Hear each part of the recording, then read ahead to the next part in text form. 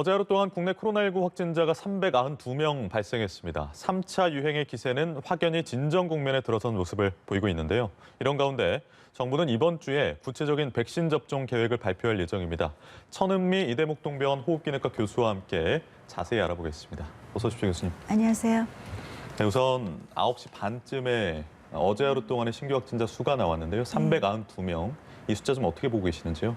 네, 지난 일주 동안에 이제 400명 전후로 내려오기 시작했습니다. 안정적으로 감소세를 보이고는 있는데 오늘 제가 이 임시선별진료소 그 검사 건수를 확인을 해봤더니 네. 좀 상당히 적은데 확진자가 60명이 넘어서 그 확산세 자체가 이런 무증상 감염자는 조금씩 늘고 있는 것이 아닌가 걱정이 됩니다. 왜냐하면 지난주부터 예. 우리가 카페라든지 식당 이런 일부 다중 이용 시설을 조금 제한을 풀었기 때문에 그러니까 확산세 자체는 약간 감소된 것 같지만 우리가 모르게 무증상 지역사회 감염은 늘고 있는 듯한 그런 느낌을 제가 받고 있어서 조금 걱정이 되고 있습니다. 네. 그 발표된 수치를 보니까요. 위중증 환자가 아직까지 굉장히 좀 많습니다. 네. 282명 있고 사망자도 12명이 늘었는데 이 같은 추세가 한 어느 정도까지 지금 확진자 숫자 자체는 300~400명대로 좀 내려왔는데 네. 사망자나 위중증 환자 수는 뭐 그에 따라서 같이 내려오는 것 같지는 않아 보여서요. 언제쯤까지 계속될까요? 그 요양병원 요양시설이 이제 11월, 12월에 이제 병상이 없다 보니까 그 안에서 코호트 격리를 하면서 많은 분들이 이제 사망을 하거나 중증으로 간 후에 병상에 나오셨거든요. 네. 그런데 이런 고령자에서 폐렴이 생기시면 중환자실에서 치료를 하면 할수록 사망자가 늘 수밖에 없고요. 기본적으로 50% 이상이 사망하고 일부 연구는 80%가 사망한다고 되어 있습니다. 그렇기 때문에 네. 중환자실에서 최소한 2주 이상 치료를 받는 경우는 우리가 사망 위험이 매우 높다고 생각하고 지금 위중증자들 중에도 앞으로도 사망자는 이 확진자 수가 감소하는 데 비해서 지속적으로 한 두 자릿수를 유지할 수도 있을 것 같습니다. 네, 알겠습니다. 위중증 환자하고 사망자에 대한 그런 예의주시도 계속해서 네. 방역 당국 차원에서 좀 필요한 상황인 것 같은데 앞서 말씀하셨던 무증상 확진자의 비율이 방역 당국에서 볼 때는 60%까지도 가능하다라는 게 입장입니다. 근데 무증상 확진자를 찾아내는 방법은 전수 검사나 지금처럼 임시선별검사소에서 무료 검사를 하는 게 유일한 방법이겠습니까? 어떻습니까? 네, 맞습니다.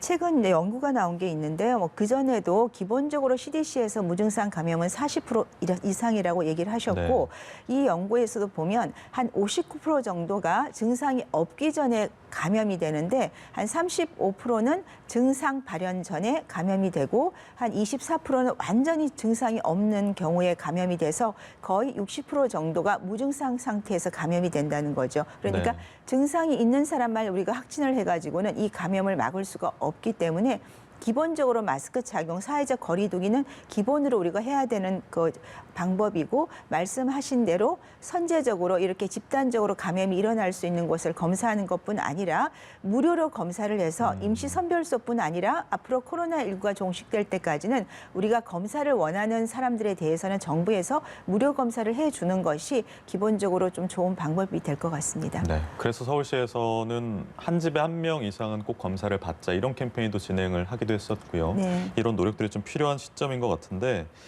그 카페나 헬스장도 영업을 재개해서 하고 있지 않습니까? 네. 근데 음식점이나 카페나 이런 데는 영업 시간이 9시까지다 보니까 지금 상황이 조금 나아졌다고 생각을 했었는지 1시간 정도 늘려서 한 10시까지로 연장 운영을 할 수 있게 해달라라는 요구가 있습니다. 좀 어떻게 보십니까?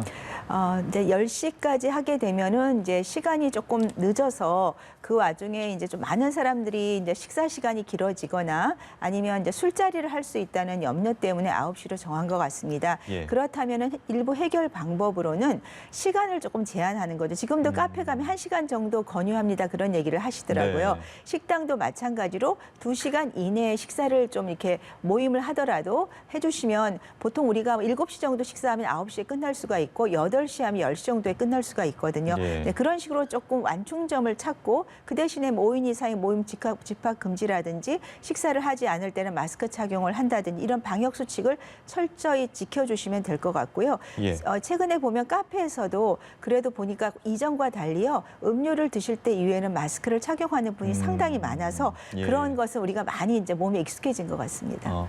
카페 얘기 나와서 말인데 1시간으로 영업시간, 아니 그러니까 이용시간이 제한되는 것이 이게 권고사항이잖아요. 권고사항입니다. 의무사항은 아니다 보니까 네네. 1시간 넘겨서 계시는 분들도 있을 것 같아요. 이런 부분들 좀 어떻게 좀 조정할 수 있는 방안이 없겠습니까? 그러니까 1시간 이상 계시더라도 그분이 마스크 착용을 잘 해주시고 피치 못하게 뭐 누구를 기다린다든지 그런 경우는 있으실 수도 있거든요. 그런 것까지 저는 강제할 수는 없다고 생각하고 계시는 경우에 본인이 잘 방역 수칙을 지켜주시면 될 것 같습니다. 그리고 정부에서 이제 손해 그런 영업을 하지 못한 것에 대한 보상을 지금 강구하고 계시다고 하니까 예. 그러한 점도 같이 병행을 하시게 되면 시간에 대한 유동성은 확진자가 더 많이 준다면은 저는 설 연휴가 지난 다음에 좀 우리가 고려를 해보는 것이 좋지 않을까 생각합니다. 알겠습니다.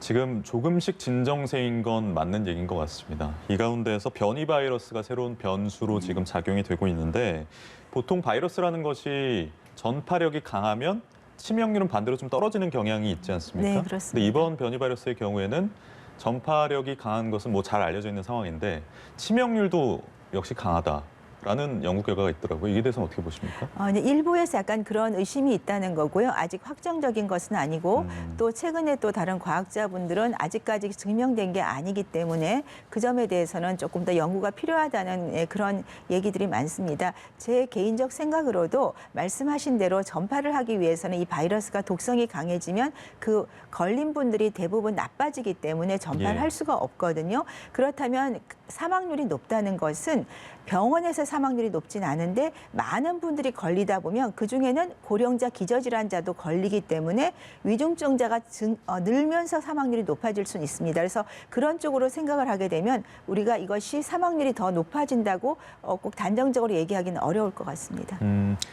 지금 우선은 뭐 영국발, 브라질발 변이 바이러스가 확인이 되고 있습니다만 아직까지 우리나라에서 지역사회 감염은 되지 않은 상황인 거죠? 잘 관리되고 있다고 보면 되겠습니까? 네, 어떻습니까? 아직까지는 지역사회에서는 확산이 되진 않은 것 같습니다. 그렇지만 우리가 지역사회에서 유전자 이 검사를 할 수는 없거든요. 그래서 예. 앞으로도 이 해외에서 들어오는 검역을 철저히 해야 될 것 같고 만일에 갑자기 확진자 수가 증가를 한다면 우리도 의심을 해봐야 될 수가 있겠죠. 그 경우에는 우리가 정부에서 조금 체계적으로 유전자 검사를 하는 방법도 필요할 것 같습니다. 그러니까 지금 임시선별검사소나 보건소에서 시행되고 있는 PCR 검사에서는 이게 변인지 기존의 그렇습니다. 것인지를 구분할 수는 없는 네, 따로 상황인 검사를 거죠? 해야 되기 때문에 근데 그 많은 걸 다 할 수는 없죠. 그렇기 때문에 국내 상황이 확산세가 아무 이유 없이 증가를 한다면은 변이 바이러스가 확산이 된 것이 아닌지 의심해 볼 필요는 있다고 생각합니다. 네.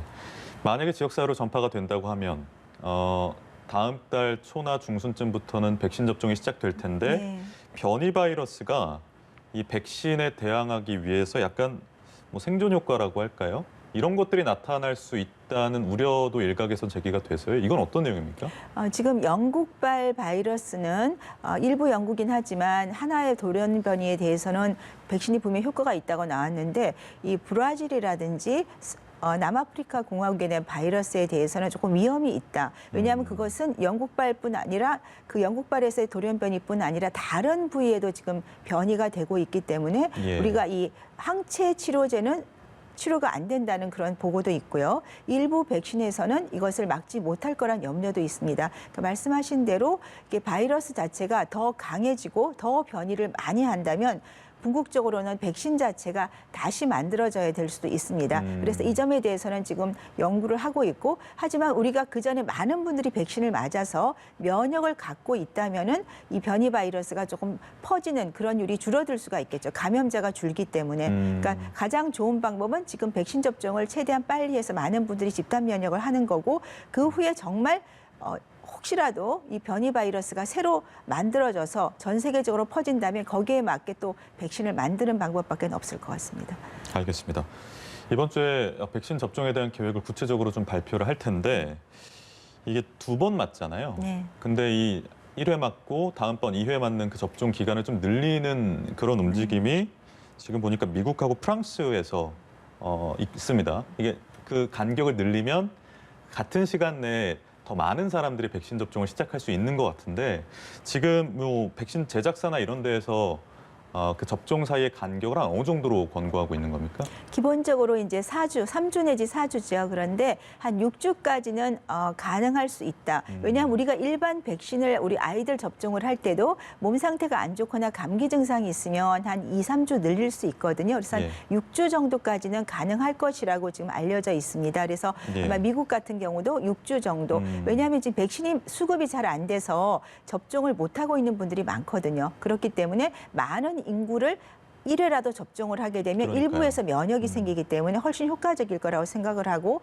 영국 같은 경우는 지금 12주까지 아스트라를 그렇더라고요. 12주까지 연장을 하겠다는 얘기도 있는데 기본적으로 가능하면 원래 날짜에 접종하는 것이 좋지만 6주까지는 고려를 할 수 있다는 게 많은 나라 입장인 것 같고 국내에도 만일에 백신 수급이 어렵다면은 그 정도에 대한 어떤 기간 연장에 대해서도 한번 고려가 필요할 것 같습니다. 이번 주에 중대본에서 백신 접종 시행 계획이 발표가 된다고 했는데 네. 어떤 내용들이 좀 담겨야 하고 어떤 내용이 담길 걸로 예상을 하십니까? 우선 그 접종 대상자가 가장 먼저 정해져야 될 것 같습니다. 이번에 처음 들어오는 백신은 코백스를 통한 파이자 백신이 될 확률이 높고 5만 명분 정도만 우선 들어올 거기 때문에 네. 많은 분들이 접종이 어려울 겁니다. 그렇다면 이 코로나19를 보는 중환자를 보는 분들이 가장 위험군이니까 그분들 위주로 접종을 할 것 같고요. 그 후에 들어오는 아스트라제네카 백신부터는 이제 요양원에 계시는 고령자 기저질환자 위주로. 하지만 이 경우에는 우리가 해외 사례를 봤듯이 그게 여명이 너무 짧게 남아 있거나 몸 상태가 나쁜 분에 대해서는 접종을 전 권하고 싶지 않고요. 그리고 요양원에 계신 분들 중에서도 보호자의 전 동의를 얻고서 접종을 하는 것이 좋지 않을까 생각합니다. 그 후에는 이제 일반적인 의료진이라든지 운송하는 그런 분들 그리고 아이들을 돌보는 그런 분들 65세 기저질환자 그러니까 순서대로 아마 접종을 할 것 같고요. 또 이제 접종 대상자뿐 아니라 어떤 식으로 접종을 할 건지 예. 어떤 식으로 예약제를 만들어서 우리가 백신을 낭비하지 않고 제때 많은 분들이 접종을 할 수 있는지 그리고 접종 센터를 어디쯤에 우리가 결정을 해서 어느 식으로 맞을지 네. 여러 가지 이제 그런 순위가 정해질 것 같습니다. 알겠습니다.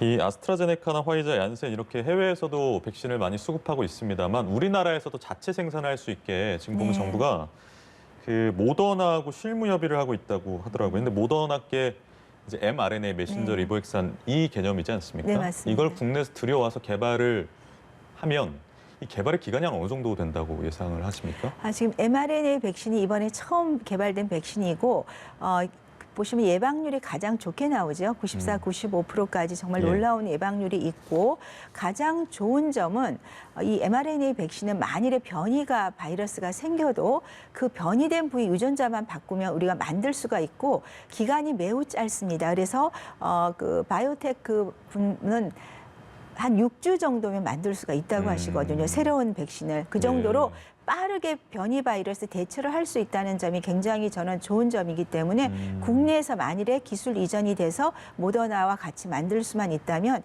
내년부터는 우리도 이 변이 바이러스 대처를 할 수 있어서 저는 굉장히 좋은 소식이라고 생각합니다. 그러니까 모더나에서 개발을 한 mRNA 백신 자체가 이 변이 바이러스에 대한 대응력이 좀 빠르다. 다른 바이러스, 다른 백신들은 우리가 만드는 시간이 굉장히 오래 걸립니다. 기존적으로 독감 백신 같은 경우는 유정란에 키워서 만들기 때문에 그러한 시간을 절약할 수 있다고 생각합니다. 알겠습니다. 이 코로나 후유증에 대한 연구가 이제 계속 속속 나오고 있는데 국내 연구에서 이런 내용이 나왔습니다. 확진자 40명에서 7명, 꽤 높은 수치인데 이분들한테서 폐섬유화가 발견이 됐다. 이건 좀 심각한 부작용이라고 봐야 되는 정도입니까? 어떻습니까? 폐섬유화증은 우리가 사스나 메르스 때 한 30%에서 발생을 했습니다. 왜 이렇게 두 개에서 많이 발생을 했냐면 그만큼 병이 독성이 강하기 때문에 많은 분들이 인공호흡기를 끼거나 에크모 같은 것을 사용했고 중환자실에 입원을 오래 했죠. 그 말은 지금 말씀하신 이런 폐섬유화증에 오는 분들은 대부분 나이가 좀 있어서 40세 이상이라고 말씀하셨듯이 보통은 60세 이상이거나 호흡기 질환이 있다든지 담배를 흡연하시는 경우 그리고 가장 중요한 것은 중환자실에 입원한 경우에 인공호흡기를 낀 경우에 이 폐섬유화증이 발생을 하시고요.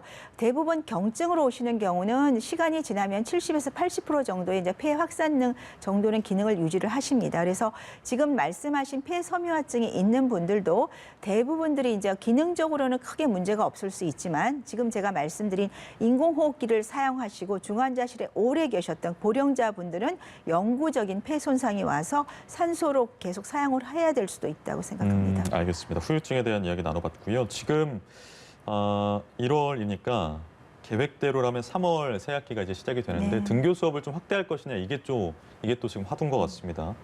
그 등교 수업하고 코로나19 확산에는 별 연관이 없다라는 정은경 본부장의 얘기도 있었고요. 어떻게 보셨습니까? 정은경 청장의 얘기도 있었네요. 어떻게 네. 보셨습니까? 국내 이제 연구를 바탕으로 말씀을 하셨고요. 학교 내 감염은 2.4% 정도다. 5월하고 7월에 등교 시에.